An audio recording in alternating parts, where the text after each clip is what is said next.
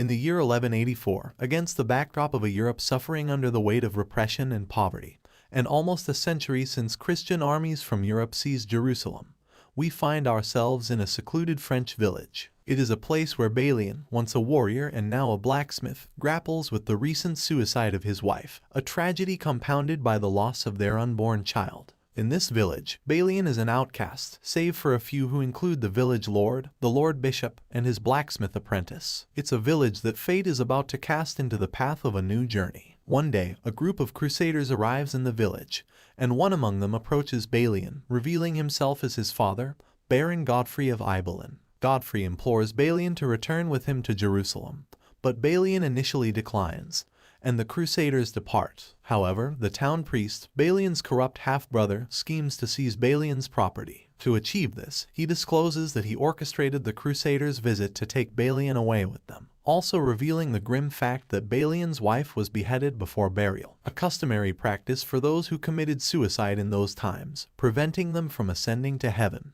The priest hopes this revelation will compel Balian to leave for the Holy Land. Infuriated by his half-brother's actions and deeply grieved by the desecration of his wife's body, Balian kills the priest. It's crucial to note that Balian is typically a non-violent individual, using violence solely to protect the innocent, and in self-defense. However, this was a breaking point, and his rage overcame him, leading to the murder of his half-brother. Fueled by a desire for redemption and forgiveness for himself and his late wife, Balian sets out to follow his father. Along the way, Godfrey trains him in the art of swordsmanship. Their journey takes a dangerous turn when soldiers sent by Godfrey's brother and led by Godfrey's nephew attempt to arrest Balian. Defying their orders, Godfrey refuses to surrender Balian. A fierce battle ensues, resulting in the deaths of most of Godfrey's men, and Godfrey himself sustains a mortal wound. Earlier in the film, it's revealed that Godfrey's brother and nephew planned to eliminate him and his men to claim the title of Baron of Ibelin for themselves. In Messina, Godfrey knights Balian and imparts his final wish for him to serve the king of Jerusalem and protect the defenseless. Balian, deeply affected by Godfrey's demise, continues his journey to Jerusalem. However, fate has other plans as a tempestuous storm strands Balian and a solitary horse, the sole survivors of a shipwreck.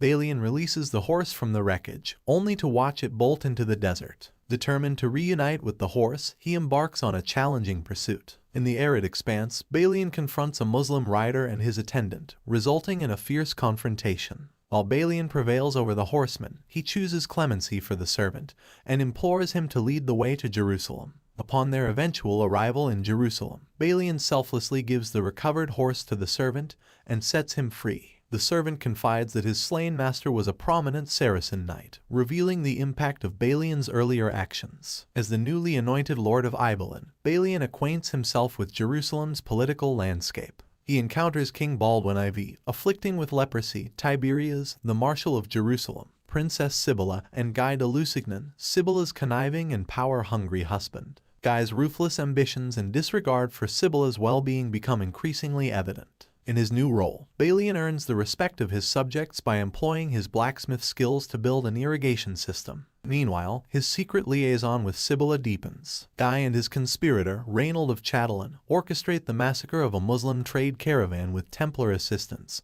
instigating Saladin's retaliatory siege of Reynold's fortress, Kerak. Balian takes it upon himself to safeguard the fleeing villagers from Saladin's cavalry. Though outnumbered, Balian and his knights launch a courageous charge, enabling the villagers to reach the safety of the castle. However, Balian's knights ultimately succumb to defeat and capture. In the enemy camp, Balian encounters the man he had spared, Imad ad-Din, who is, in fact, Saladin's chancellor. Imad ad-Din releases Balian, permitting him to enter Kerak. The siege continues, and King Baldwin IV's deteriorating health becomes evident. Baldwin IV entreats Balian to marry Sibylla, acknowledging their affection for each other, but Balian refuses to be associated with Guy's impending murder. After Baldwin's passing, Sibylla ascends to the throne. Sibylla's young son, Baldwin V, becomes the new king of Jerusalem but is afflicted with leprosy. Overwhelmed by sorrow and unwilling to condemn her son to a life of suffering, Sibylla administers poison, succeeding him on the throne. Sibylla then names Guy as king of Jerusalem.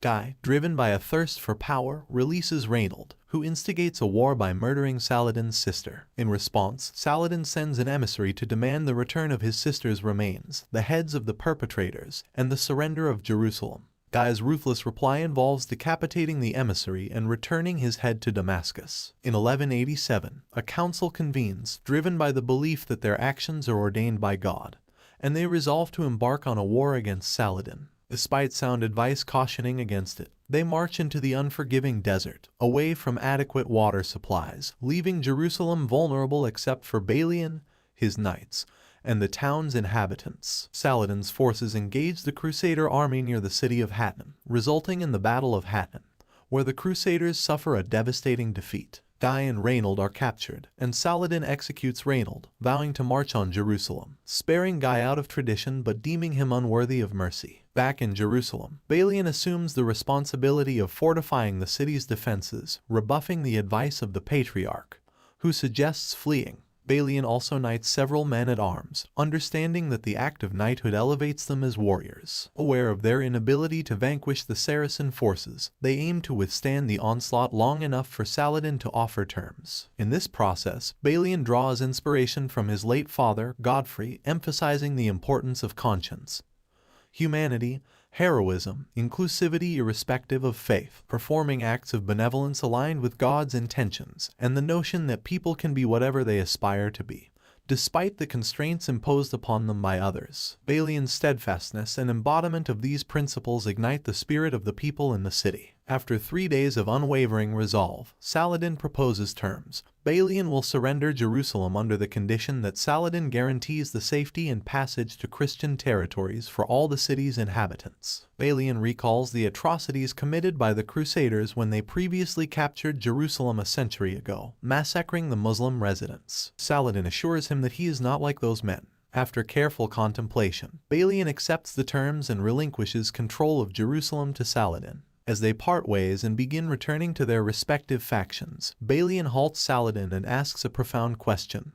What is Jerusalem worth? Saladin pauses and responds, nothing, before resuming his path. Balian then inquires once more, to which Saladin stops, gazes at Balian, and delivers his second answer, everything. Saladin's second response conveys that Jerusalem holds immeasurable value, not just in a material sense but also as a shared sanctuary where individuals of different faiths can coexist in peace, recognizing their common devotion to God. Satisfied with the answers, Balian returns to Jerusalem, marking the resolution of this poignant chapter in the city's history. Upon his return to the city, Balian relays Saladin's terms to the inhabitants, assuring them that all will be safely guided to the sea. He concludes with a profound statement, if this is the kingdom of heaven, let God do with it what he will. The people inside the city erupt in cheers and celebrations, recognizing the promise of living in a kingdom of heaven anywhere they venture, in the company of Christians and non-Christians alike. Following this, Balian encounters Sibylla and imparts to her the belief that her brother's kingdom resides within his mind and his heart, an intangible realm that can never be surrendered or lost. This sentiment aligns with the moral teachings of her brother in the Knight Hospitaller. Sibylla questions her future, being the reigning queen of several cities beyond Jerusalem.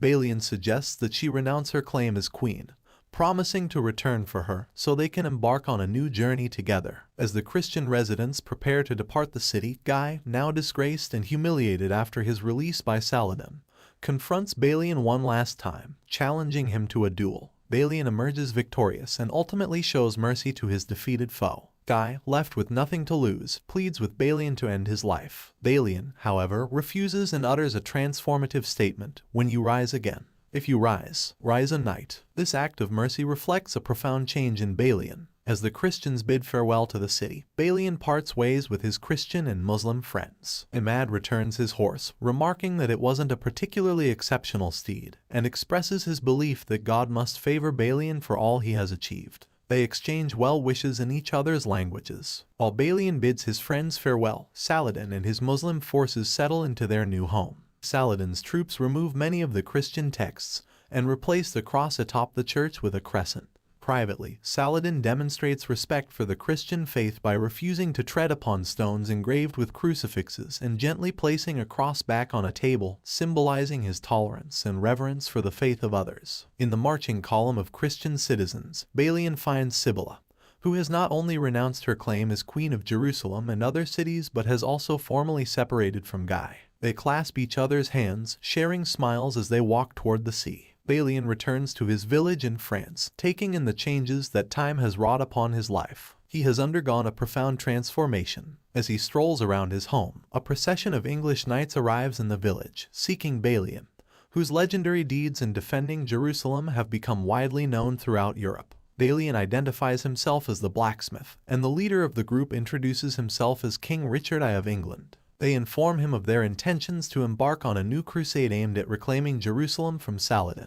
Balian, however, firmly asserts that he remains a blacksmith and declined their offer. King Richard and his knights ride away. Balian is joined by Sibylla, and they pass by the grave of Balian's late wife. Together, they depart the village, leaving behind their old life, and set out on a new journey, riding toward an uncertain but promising future together. Kingdom of Heaven leaves us with a message of hope and resilience, emphasizing the importance of seeking understanding and unity, even in the most challenging of times. Thank you for joining us in this recap. If you enjoyed this video, don't forget to hit like and subscribe button for more movie recaps. We'll see you in our next adventure through the world of cinema.